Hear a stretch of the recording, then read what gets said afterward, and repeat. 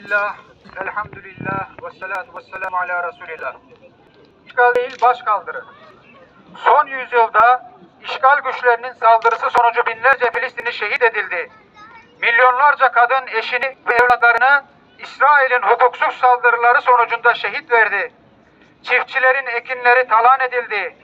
Netanyahu hükümetinin aldığı kararlar doğrultusunda Filistin'de Yahudi olmayan hiçbir sivile yaşam hakkı tanınmadı. İsrail bölgede bulunan bütün ülkelerle siyasi ve ekonomik bir yakınlaşma kurarak kendine bir koruma kalkanı oluşturmaya çalıştı. Aynı zamanda Cenin'de, Neblus'ta ve Gazze'de yaptığı katliamları sevinç çığlıklarıyla dünyaya duyurmuştu.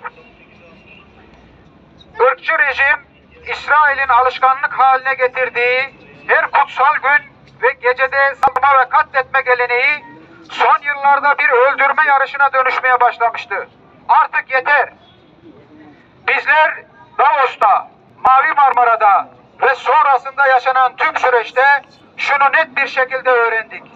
Yeryüzünde bozgunculuk görevini üstlenmiş olan İsrail hiçbir uyarıyı, kınamayı ve eleştiriyi dinlemedi. İsrail bürokrasisinin siyasetinin, istikrarın ve barışın karşısında bir tutum sergiledi. İsrail her zaman kan, gözyaşı ve baruttan beslendi. Şimdi İsrail'in anlayacağı dilden cevap verme vaktidir.